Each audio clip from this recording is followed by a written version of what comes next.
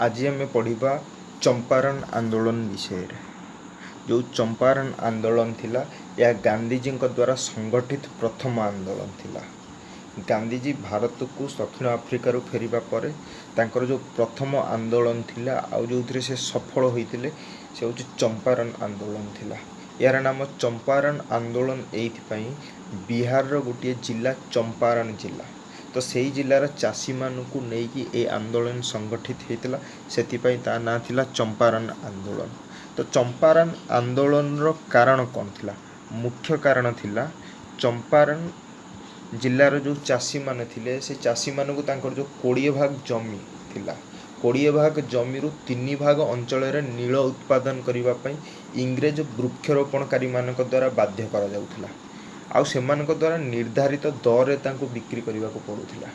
तो जो इंग्रेज वृक्षरोपणकारी माने थिले से माने जो चंपारण जिल्लार जो चाषी माने थिले से मानकु बाध्य करुथिले जे तुम जमीर 20 भाग रु 3 भाग जमी रे तुमे माने नील उत्पादन करबा पई बाध्य। किंतु चाषी मानकर इच्छा थिला से माने अन्य फसल उगेबा पई से माने अन्य फसल द्वारा अधिक रु अधिक लाभ करबा पई चाहूथिले। किंतु से मानकु बाध्य करा जाउथिला जे तुमे 20 भाग रु 3 भाग जमी रे नील उत्पादन करबा पई बाध्य इंग्रेज वृक्षरोपणकारी मानक द्वारा। आउ द्वितीयटी कारण थिला द्वितीय मुख्य कारण थिला जे से मानकु निर्धारित दर रे तांको बिक्री करिया को पड़ुथिला।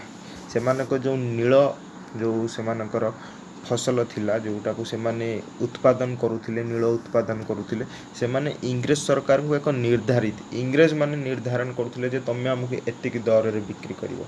जो चाषी माने थिले से माने निर्धारण करि पारु नथिले जे तांकर जो नील से माने जोटा को उत्पादन करूछंती सेटा से माने केते दर रे बिक्री करिवे। तो ए जो व्यवस्थाटा थिला इंग्रेज जो वृक्षरोपणकारी माने जो व्यवस्था करथिले आको 3 थाकिया व्यवस्था कहा जाउथिला। तो परवर्ती समय नीलर चाहिदा ह्रास पाइबारु चाषी मानू नील चाष बाध्यतामूलक न करने जमीर भड़ा वृद्धि करागला।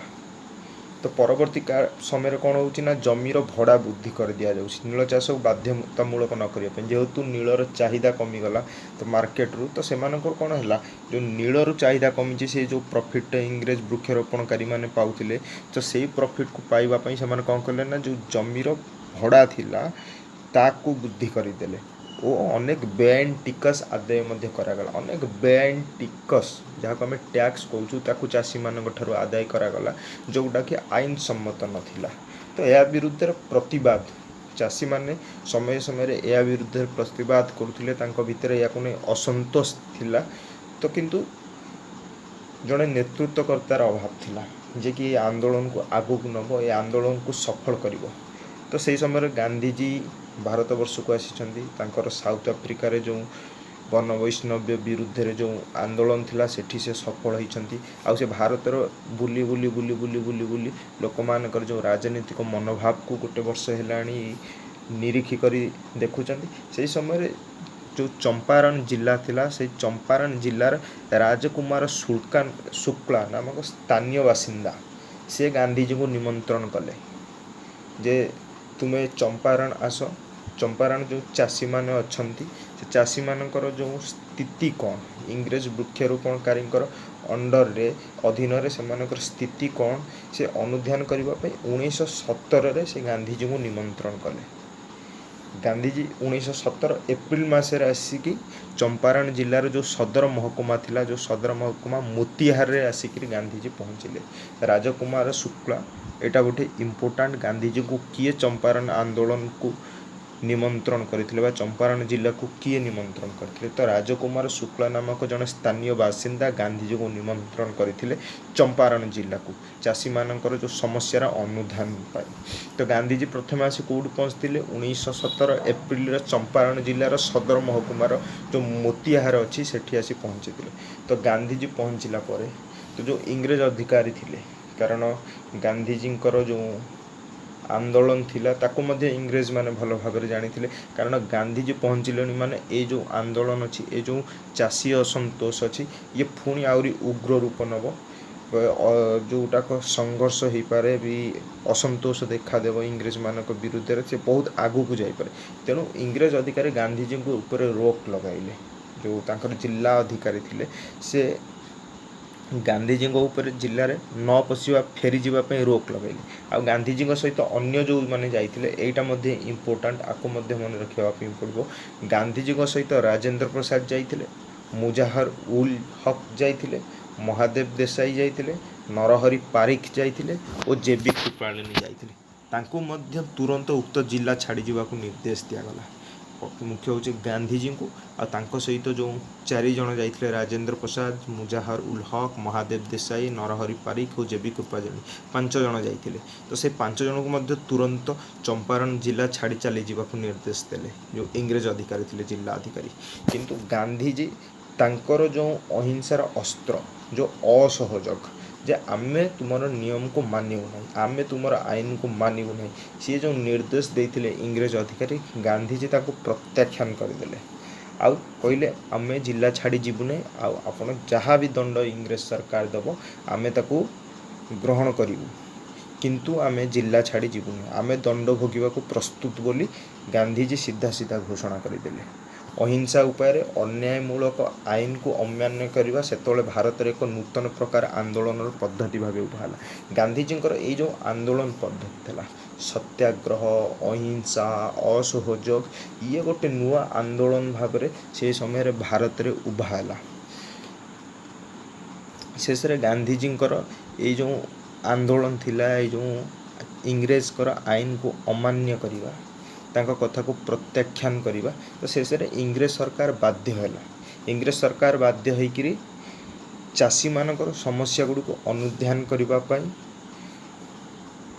गोटे कमिटी गठन कले। सरकार द्वारा गोटे कमिटी से गठन कले जे हाँ ए कमिटी चंपारण जो चाषी मैंने अच्छा से प्रकृत समस्या कौन ताको अनुध्यान करा जाऊ एवं से गोटे रिपोर्ट दो सरकार पाखे। आउ से जो कमिटी गठन करागला गांधीजी को तार सदस्य भाव अंतर्भुक्त करागला। गांधीजी मध्य से कमिटी रहिले। से जो कमिटी अनुध्यान कर चंपारण चाषी मानकर समस्या कौन प्रकृत से असंतोषर कारण कौन से कमिटी गांधीजी को मध्य स्थान दिगला। गांधीजी निजे अनुसंधान कर चाषी मान को इंग्रेज मालिकों शोषण रक्षा करने निमंते आंदोलन कर सफल हेले। गांधीजी से कमिटर सदस्य थे, से भी अनुध्यान कले इंग्रेज मानक जो शोषण जो इंग्रेज मालिकों जो शोषण रक्षा करने निमंते आंदोलन कर सफल हेले। ये जो 3 ठाकिया व्यवस्था थिला जहाँ ये जो नियम थिला जे 20 भाग जमी 3 भाग जमी रे तमे माने नील उत्पादन करिवो, ये जो 3 ठाकिया व्यवस्थाटा कौन हो गला ना उच्छेद हो गला। गांधीजी आंदोलन ये सफल होता उच्छेद होउची एवं इंग्रेज मालिकों द्वारा बेआईन भाव आदाय करा जाइथिबा अर्थर 25% भाग चाषी मानू को फेराई दिगला। से जो कमिटी गठित करा जाइथिला जो गांधीजी थे, से कमिटी गोटे रिपोर्ट देला जे जो चाषी मानकर जो ठारू जो बेआईन टैक्स आकार बेआईन टिकस आकार जो अर्थ संग्रह करा जाइछि तार 25% भाग से फेरई दिज्व चाषी मान को। आया ही है चाषी मान को जो 25% भाग जो टिकस आदाय कर फेरई दिगला। आउ 1 वर्ष भितर कौन है ना से अंचल छाड़ी जो इंग्रेज वृक्षरोपणकारी मैंने थे से छाड़िकी चलीगले। आ चंपारण आंदोलन गांधीजी नेतृत्व में भारतर प्रथम सफल अहिंसा आंदोलन थिला। तो भारतर प्रथम अहिंसा आंदोलन गांधीजी नेतृत्व में था। यहाँ हूँ चंपारण आंदोलन थिला जो थे कि गांधीजी सफल होते। तो आमे पढ़िले चंपारण आंदोलन कौटी संगठित होता, किए संगठित करते, किए गांधीजी को निमंत्रण देकी चंपारण को डाकी, गांधीजी सहित अन्य क्यों मैंने जाइए, चंपारण का आंदोलन मुख्य कारण केमी कौन थिला, के उपाय यहाँ सफल है। तो जो कमिटी गठन करा जाइतिला से कमिटी रिपोर्ट कौन थिला जेमती 25% जो टिकस बेआईन टिकस आदाय करा जाइतिला से चाषी मानू फेराई दिगला। तो यही किसी जो गुरुत्वपूर्ण कथा थिला मु तुम मानू कहली आपको नोट कर दियो, यहाँ परीक्षा निश्चित पड़ो। यहाँ बहुत इंपोर्टाट जिनस चंपारण आंदोलन आपण प्रत्येकटी एग्जाम रे 10वीं ठारू आरंभ करी जेकोसी एग्जाम +2 हो +3 हो जेकोसी कॉम्पिटिटिव एग्जाम हो इवन आईएएस एग्जाम हो कि ओएस एग्जाम हो जेकोसी आपण नेशनल लेवल एंट्रांस ठारू आरंभ करी आपनकर स्कूल लेवल एग्जाम पर्यंत सबुठ चंपारण आंदोलन एक महत्वपूर्ण विषय। ये आंदोलन को तुम मैंने वीडियो माध्यम देख ए भिडियोटी को तुम सांग मान सहित शेयर कर। यदि किसी डाउट्स अच्छी कमेंट माध्यम पचार। भिडियोटी को लाइक कर और चैनल को सब्सक्राइब कर। बहुत बहुत धन्यवाद।